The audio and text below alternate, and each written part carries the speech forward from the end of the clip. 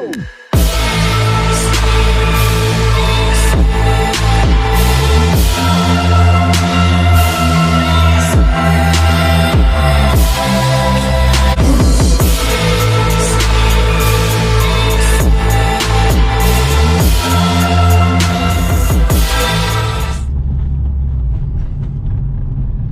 yeah, I just want to talk about the various engines in the VQ family. So I'm gonna start off. I know I'm a bit of some traffic here, but you know, I just figured out why not make a video on something at least. So yeah, so we're gonna talk about the different various of VQs. So we're gonna start with the VQ35DE. You already know from 03 to 04. In the manual and automatic. Also, sorry, the 03 to 07 automatics also have a VQ35DE regular. In the rev up, it's a 05 to 07 G35 manual transmission, and also 05 to 06 350Zs manual transmission. So I think in 05 maybe the anniversary edition didn't have, I don't know if it did or didn't have the VQ35DE rev up. So yeah, so let's start with the differences between these two engines. The difference between these two are basically the variable valve timing is different. Everything else is pretty much the same. The block is the same. So in the rev up, you have the intake camshaft, which has variable valve timing on it, but the exhaust side doesn't have it. And the rev up on the intake and exhaust both have variable valve timing, the CVTCS variable valve timing system. So from these two engines, so I've already raced a lot of rev ups, similar mods, full bolt-on or semi bolt-on. It would be even all the way throughout until the top end, about, I say about fourth gear, topping actually, yeah, getting into fourth gear, just about then the rev up will start pulling away. Gives you about half a car, probably give you about half a car in front of you. So yeah, that's the thing with the rev up. The only thing with the rev up is that it burns the oil because of the piston rings and stuff like that. So it's known for that because they cheaped out on the piston rings. I think for the reason why, I don't know, maybe just cut down costs and shit like that. But yeah, that's the main difference between those two. So I'm gonna talk about now the 07 to 09 actually. So 07 to 08 350Z like coupes that are not the convertibles, that's the production date of that. The Roadster, however, was still available in 2009 actually, with the HR engine in it. So this one is probably my favorite VQ engine out of the three that I'm going to talk about, the three different versions. The VQ35HR is actually perfect in terms of the chassis of the 350Z with the HR motor in it. It makes it an absolute beast. So stock for stock. So I'm tuned right now, and I raced my buddy's 350Z HR, and it's pretty much dead even. Sometimes, and depending on what gear you're in, he might even gap you actually by a car or half a car.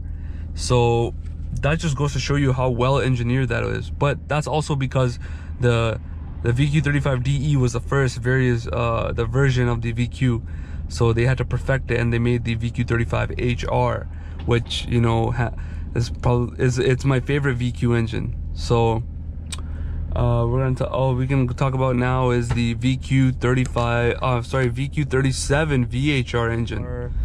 The only problem with even the HR and the VHR is the galley gasket issue, which is common in probably all of them actually. High mileage, typically your oil pressure will go down because the galley gaskets, they're not, I think they use Phillips screws. So that doesn't really torque them down properly, and then over time the galley gasket will start separating. and opening up, and you lose oil pressure like that. So it leads to like blowing motors and stuff like that, or even like extreme loss in actual power. Your car will actually run, it'll be fun. Actually, it wouldn't be fine. It'll run, it'll drive, but you're gonna see a significant loss in power.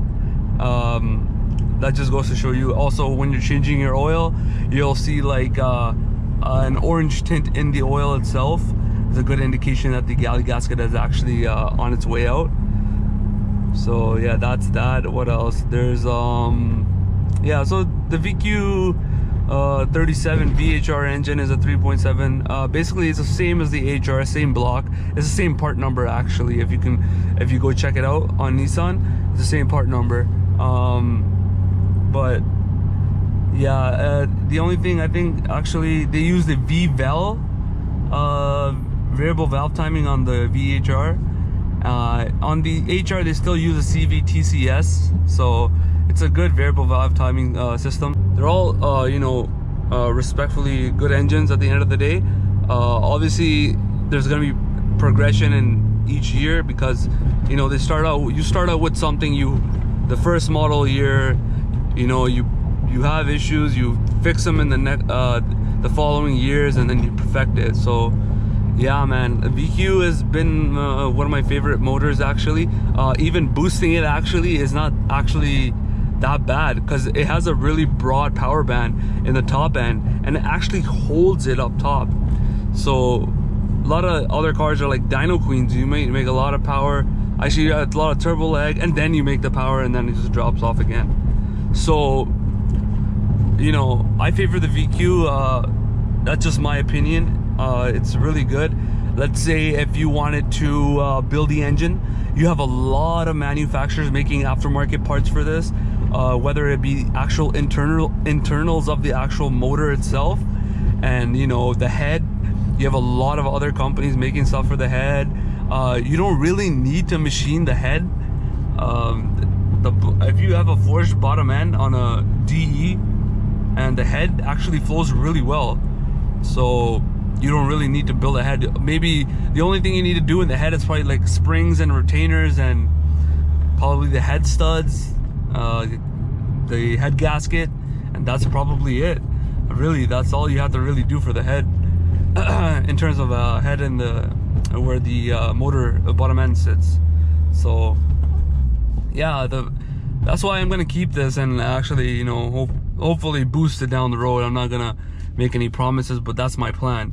So yeah, that's gonna be this video. The next video I'll talk about the transmissions, the manual transmissions. I'm not gonna get into the automatic. To me, in my opinion, if you're getting this kind of performance car, you should get a manual transmission to really know and feel for, you know, appreciate the power of this motor. So yeah, just check me out in the next video. Leave a like, comment down below.